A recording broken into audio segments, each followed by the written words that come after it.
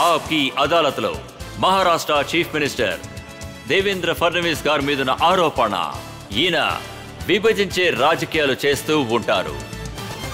దేవేంద్ర గారు, మహారాష్ట్రలో అందరూ మిమ్మల్ని ముద్దుగా దేవ్ బాబు అని పిలుస్తూ ఉంటారు. ఇక దేవాబాబు గారు ప్రజలకి ఏమంటారంటే, ఏక్ హై తో సేఫ్ హై. యోగి ఆదిత్యనాథ్ గారు ఏమంటారంటే, బట్టేంగే తో కట్టేంగే. ఎలక్షన్ అప్పుడు ఎలాంటి వీడియోస్ వచ్చాయంటే, జాగో హిందూ జాగోతో. మరి ఎందుకని సమాజంలో విభజించే పని చేస్తూ ఉంటారు? ఇలా చూడండి, అసలు విషయం ఏమిటంటే, భాగం విషయానికొస్తే ఒకరి నుంచి ఒకరు విడిపోండి.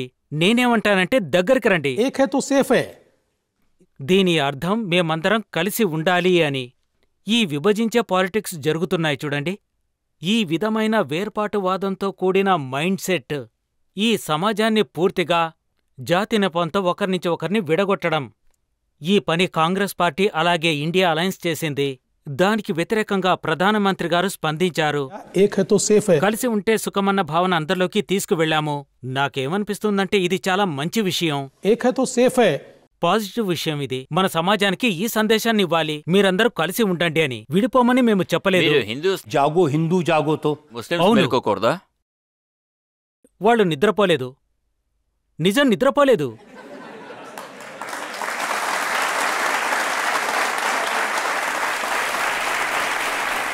నేను మీ కవితలు చదివాను, అందులో హిందూస్ని మేలుకోవడం గురించి మీరు చెప్పారు.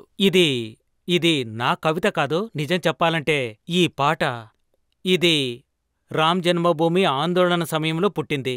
అప్పుడు రామ్ జన్మభూమి ఆందోళన జరుగుతున్నప్పుడు నేనక్కడికి వెళ్ళాను. అక్కడ జరిగిన కార్యక్రమంలో నేను పూర్తిగా ఉన్నాను. సో ఎప్పుడైతే రామమందిరం భూమి పూజ జరిగిందో అప్పుడు నేనీ పాట పాడాను. ఆ తర్వాత ఇన్ని సంవత్సరాలు గడిచాక అది రికార్డ్ అయి వైరల్గా మారింది. తర్వాత ఎన్నికల్లోనూ వచ్చింది. మీకు తెలుసు కదా, రీకాల్ వాల్యూ ఉంటుంది. పాట గుర్తుందా? जागो तो एक बार हिंदू जागो तो, जागी थी झांसी की रानी, खूब लड़ी पर हार न मानी, मचा दिया संग्राम जागो जागो तो, जागे थे वीर शिवाजी, भागे सारे दुश्मन पाजी, चमक उठी तलवार जागो जागो तो, जागे थे गुरु गोविंद प्यारे, देश पे अपने लाल थे वारे, लुटा दिया परिवार जागो जागो तो, जागे थे भगत सिंह दीवाने, फांसी झूले हार न माने, मचा दिया संग्राम जागो जागो तो. ఇది చాలా మంచి పాట.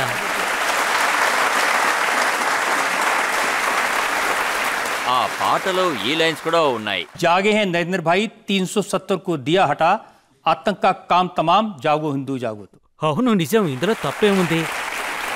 ఇలా చూడండి, ఈ దేశంలో ఎప్పుడైతే సమాజం నిద్రపోతుందో ఆ సమయంలో ఎవరో ఒకరు వచ్చి అందర్నీ నిద్రలేపారు.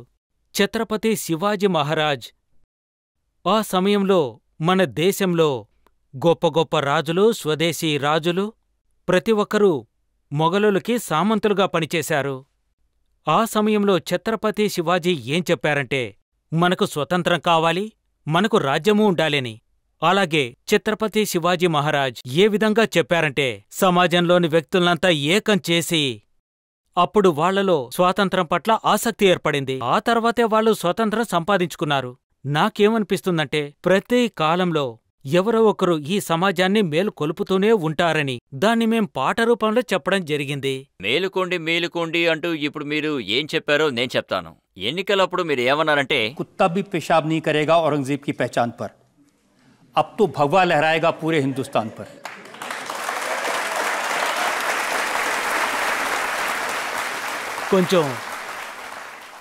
కొంచెం అందులో పొరపాటు జరిగింది. తప్పు జరిగింది వాస్తవం. कुत्ता भी ना पेशाब करेगा औरंगजेब की पहचान पर, अब तो भगवा लहराएगा पूरे पाकिस्तान पर.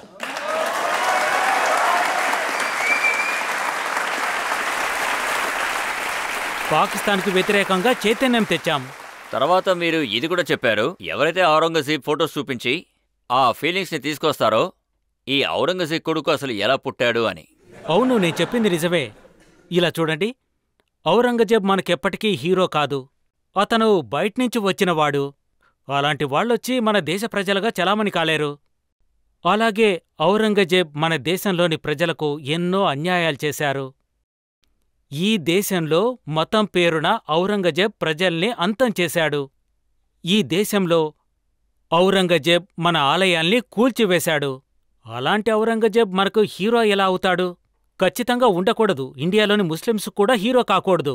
ఎందుకంటే ఇండియాలో ఉన్న ముస్లింస్ వాళ్ళ పూజా విధానం ఏదైనప్పటికీ ఒకానొక సమయంలో వాళ్ళు భారతదేశంలోనే పుట్టారు కాబట్టి. కానీ ఔరంగజేబ్ సంతతి మన భూమిలో పుట్టలేదు. వాళ్ళు బయటనుంచి వచ్చిన వాళ్ళు కాబట్టి వాళ్ళెప్పటికీ మన దేశానికి హీరోలు కాలేరు. హిందువులకు కాలేరు, ముస్లింస్కు కాలేరు.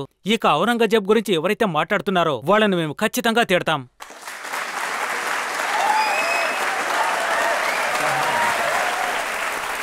ఇప్పుడు ఔరంగజేబ్ మట్టిలో కలిసి 400 సంవత్సరాలు అయింది. కానీ మహారాష్ట్రలో మీరు చీఫ్ మినిస్టర్గా ఉన్నారు, మీ ప్రభుత్వం నడుస్తుంది.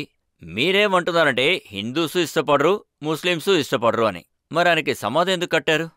సమాధులనేవి ఎప్పటినుంచో కడుతున్నారు, ఇప్పుడు కొత్తగా కట్టినవి కాదు. ఇక విషయానికొస్తే అవి మాకు నచ్చుతాయో లేదో, ఇటువంటి సమాధి భారతదేశ చట్టం ప్రకారం ఇంతకుముందు 60-70 ఏళ్ల క్రితం ప్రొటెక్టెడ్ మోన్యుమెంట్గా దానికి ఒక స్టేటస్ ఇవ్వడం జరిగింది. అందుకని సమాధి కట్టడంలో ఎవరికైనా తప్పులేదు. ఎవరైనా ఒక వ్యక్తి చనిపోతే అతనికి సమాధి కట్టొచ్చు, అలాగే అతనికి ఏదైనా చేసుకోవచ్చు. కాకపోతే నాకు బాధ ఏమిటంటే అటువంటి సమాధుల దగ్గరికి వెళ్లి పూలు చల్లి దాన్ని పవిత్ర ప్రదేశంగా మారుస్తున్నారు. ఔరంగజేబ్కు పూజ చేసేంతగా అతను మన దేశానికి ఏమీ చెయ్యలేదు. ఈ దేశానికి అన్యాయం చేశాడు, ఈ దేశాన్ని కొల్లగొట్టారు, ఈ దేశాన్ని సర్వనాశనం చేశాడు. కాబట్టి అతను ఆ సమాధిలో 400 ఏళ్లు కాదు 500 ఏళ్లైనా ఉండనివ్వండి. కాని ఎవరైనా వెళ్ళి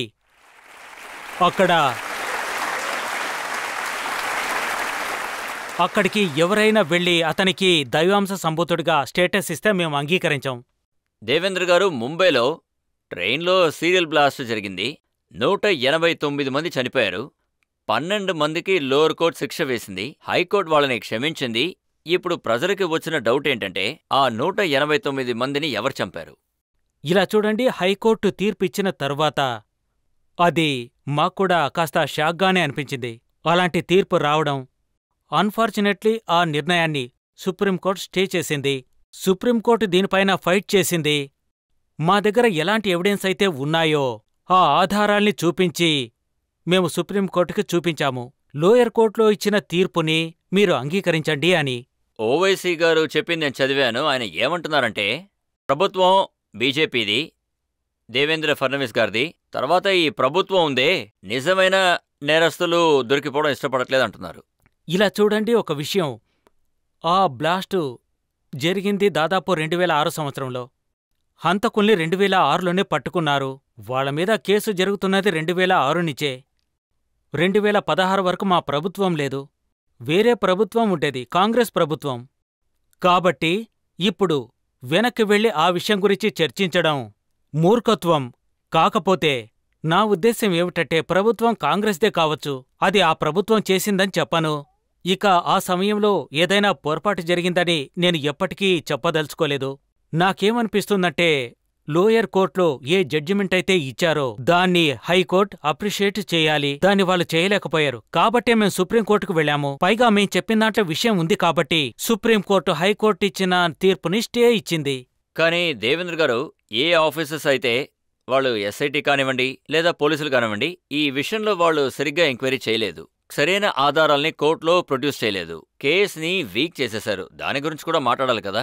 ఇలా చూడండి, అసలు విషయం ఏమిటంటే వాళ్ళు ప్రాసిక్యూషన్ కోసం ఏ ఆధారాలనైతే సేకరించారో వాటన్నిటినీ బేస్ చేసుకుని లోయర్ కోర్టు వాళ్ళందరికీ ఉరిశిక్ష విధించింది. హైకోర్టుకు దాని కన్ఫర్మేషన్ కోసం వెళ్లారు. ఆ తర్వాత హైకోర్టు దాన్ని క్రాస్ ఎగ్జామినేషన్ చెయ్యాలని చూడలేదు. అక్కడున్నటువంటి ఆధారాలను బట్టి వాళ్ళు నిర్ణయం తీసుకుంటారు. కొన్ని కారణాల వల్ల హైకోర్టుకు ఏమనిపించింది అంటే లోయర్ కోర్టు ఇచ్చిన నిర్ణయం సరైంది కాదు, ఆ తీర్పు తప్పని. ఇప్పుడు సుప్రీంకోర్టు దానికి స్టే ఇవ్వడం వల్ల ఇలాంటి కేసుల్లో ఆ అధికారి మీద యాక్షన్ తీసుకోవడం జరిగింది. ఇది ఒక విధంగా అప్పుడు జరిగిన అన్యాయమని చెప్పొచ్చు. కాబట్టి సుప్రీంకోర్టు ఇచ్చే తీర్పు వరకు మనం వేచి ఉండాలి. ఓవైసీ గారు ఏమన్నారంటే ఎవరైతే దొరికిపోయారో వాళ్ళని బలవంతం చేసి వాంగ్మూలం తీసుకున్నారన్నారు. ఇక దేవేంద్ర గారు అయితే ముస్లింస్ కి వ్యతిరేకంగా అలాగే వాళ్ళని హింసించారని చెప్తున్నారు. ఓవైసీ సార్ గజనీ సినిమా చూశారా? ఆయన ఒకసారి జ్ఞాపకం చేసుకోవాలి. ఇలాంటి విషయాలన్నీ బీజేపీ ప్రభుత్వం రావడానికంటే ముందే జరిగినాయి. 2014లో మేమొచ్చాం. ఇక ఈ బ్లాస్ట్ ఇది 2006కు సంబంధించిన నిర్ణయం. అవన్నీ పూర్తయి 2014కు వచ్చాము. ఈ విషయం ఎందుకు వచ్చిందంటే మీ ప్రభుత్వంలో అలాంటి వ్యక్తి ఉన్నారు, నితేష్ రాణే. ఆయన ఏమంటున్నారంటే మరాఠీ అనే పేరుతో మమ్మల్ని ఎందుకు కొడుతున్నారు, రౌండ్ టోపీ పెట్టుకున్న వాళ్ళని, గడ్డం పెంచుకున్న వాళ్ళని వాళ్ళ చంప మీద కొట్టండి, అప్పుడు తెలుస్తుంది అంటున్నారు. ఇలా చూడండి, ఇది చాలా తప్పు. భాషా ప్రాతిపదికన ఇంకొకరిని కొట్టడం అనేది తప్పు. మహారాష్ట్రలో ఎవరైనా ఉన్నట్టయితే మరాఠీ తెలిస్తే చాలా మంచి విషయం. కాకుంటే ప్రెషర్ చేయకూడదు. మనము ఎవరైనా మరాఠీ మాట్లాడకపోతే ఎవర్నీ కొట్టకూడదు.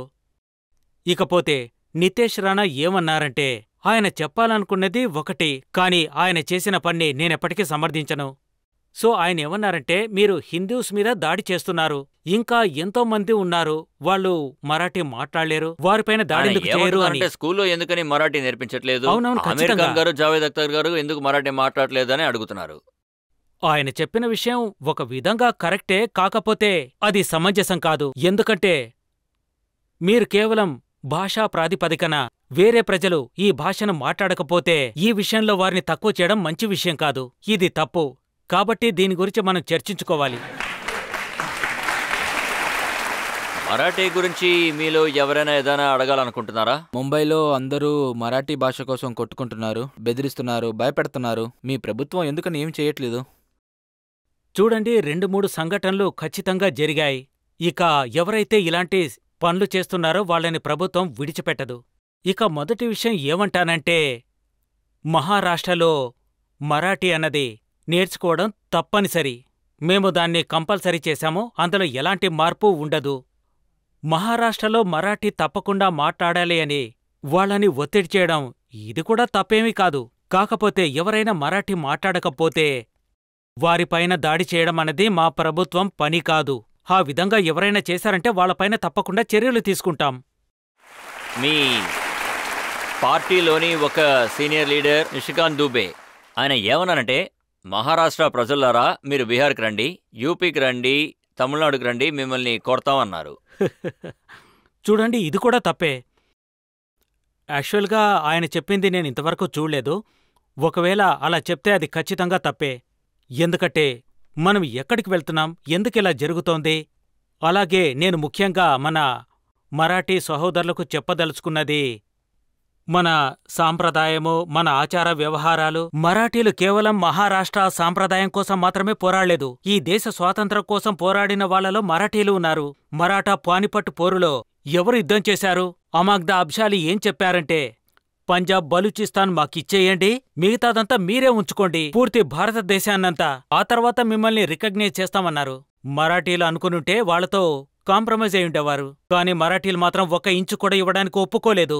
ఈ భూమి మాకు సొంతం కాబట్టే పానిపట్టుకు వెళ్లి యుద్ధం చేశారు. లక్షల్లో మరాఠీలు చనిపోయారు. ఆ తర్వాత 10 ఏళ్లు గడిచాక ఈ మరాఠీలు ఢిల్లీని ఆక్రమించారు. ఆ తర్వాత జెండాను పాతారు. ఇది మరాఠీల చరిత్ర. ఈ మరాఠీలు ఇంత సంకుచితంగా ఉండనే ఉండరు. చూడండి, ఇదంతా కేవలం రాజకీయమే. ప్రతి పౌరుడికి మరాఠీ అంటే ఎంతో ఇష్టం. మరాఠీ కోసం వాళ్ళు ప్రత్యేకంగా దానికోసమే పోరాడుతున్నారు. అంత మాత్రానికే వాళ్ళు హింసించే వాళ్ళు మాత్రం కాదు. రాజ్ ఠాక్రే ఏమన్నారంటే నిషికాంత్ దుబే గారికి సమాధానం చెప్పాలంటున్నారు. నువ్వు ముంబైకి రా, నేను సముద్రంలో ముంచి చంపేస్తానంటున్నారు. ఇక్కడ వీళ్ళేమో నేలపై వేసి కొడతారు, ఇక్కడ వీళ్ళు నీళ్లలో ముంచుతారు. ఈ రెండింటికి మేము ఎప్పుడూ అంగీకరించము. ఎవరొచ్చినా సరే మేం వాళ్ళని ఆహ్వానిస్తాము. మేము ఎవరితోనూ తప్పుగా ప్రవర్తించడానికి అంగీకరించము. ఇక ఇండియా చట్టాన్నే మేం ఫాలో అవుతాము. ఫైనల్గా ఎవరైనా ఒక ప్రశ్న అడగచ్చు. ఉత్తమ్ ఠాక్రే ఇంకా రాజ్ ఠాక్రే ఇద్దరు ఒకటైపోయారు. అయితే వాళ్ల మనసు కూడా కలిసిపోయి అంటారా? దీనివల్ల మహారాష్ట్ర ప్రభుత్వానికి ఏదైనా బాధింపు కలుగుతుందా? ఇలా చూడండి, ఆయన మనసులో ఏముందో ఆయనకు మాత్రమే తెలుస్తుంది. ఆయన మనసులో విషయం నాకు తెలియదు కదా. కాకపోతే రాజకీయాల్లో పరిస్థితి ఎలా ఉంటుంది అంటే ప్రజలందర్నీ ఏకం చేయాలని. ఇప్పుడు రాజకీయాల్లో ఇద్దరి లక్ష్యం ఒక్కటే కాబట్టే ఇద్దరూ ఒకటిగా మారారు. ఇకపై వాళ్ళు ఏం చేస్తారనేది నాకు తెలియదు, కానీ ఒక్క విషయం మాత్రం చెప్తాను. ఈరోజు జరుగుతున్న ఈ ఆప్కి అదాలత్లో ఈ ప్రోగ్రాం రికార్డ్ అవుతుంది. కాబట్టి బీఎంసీ అయిపోయాక ఈ ప్రోగ్రాంని అందరికీ చూపించండి. ఎవరితో వెళ్ళినప్పటికీ బీఎంసీలో జరిగే ఎన్నికల్లో తప్పకుండా మేమే గెలుస్తాము. ఈ నిజాయితీగల పార్టీ మా ఇండియా అలయన్స్ తప్పకుండా విజయం సాధిస్తుంది. కానీ మహారాష్ట్రలో చాలామంది ఏమంటున్నారంటే బాలా ఠాకరే గారు చేయలేని పనులు ఏ సోదరులైతే ఆయన కలపలేకపోయారో వాళ్ళని దేవేంద్ర గారు కలిపేశారంటున్నారు. చూడండి, ఇదొక మంచి కాంప్లిమెంట్గా నేను భావిస్తాను. దీంతోపాటు మరొక విషయాన్ని కూడా చెప్తాను. మీడియా వాళ్ళు ఏమనుకుంటారు అంటే, ఇక వాళ్ళు కలిసి వచ్చినప్పుడు మేమే వాళ్ళని మెడబట్టి గెంటేశాము అంటారు. మాకు వాళ్లకు ఎలాంటి సంబంధమూ లేదు. మీలో మీరే గొడవపడ్డారు. ఉద్ధవ్ గారే రాజ్ ఠాకరేని బయటికి పంపారు. వాళ్ళిద్దరూ కలిసుంటే మంచి విషయం కదా. అప్పుడు కలిసి ఉన్న క్రెడిట్ నాకే గనక దక్కితే అది నేను మంచి మనసుతో అంగీకరిస్తాను. చాలా సంతోషం. ఇప్పుడు పవార్ కలిసి రావచ్చు, ఠాకరే కలిసి రావచ్చు. ఈ రోజు కూడా వస్తుందంటారా ఉత్తమ్ షిండే కలిసి వచ్చేటట్టు? అలా వచ్చారంటే మాకెలాంటి ఇబ్బంది లేదు. కాకపోతే కొన్నిసార్లు ఏం జరుగుతుంది అంటే, అది పొలిటికల్ అలయన్స్ చాలా ఈజీగా ఉంటుంది. ఎందుకంటే మాది అజిత్ దాదాది పొలిటికల్ అలయన్స్ అని చెప్పొచ్చు. కాని ఎప్పుడైతే రెండు మనసులు విరిగిపోతాయో అప్పుడు మనసు విడివిడిగా ఉంటే దాన్ని అలయన్స్ చేయడం చాలా కష్టం. నాకు తెలిసి ఇది రెండు మనసులకు సంబంధించిన విషయం అనుకుంటున్నాను.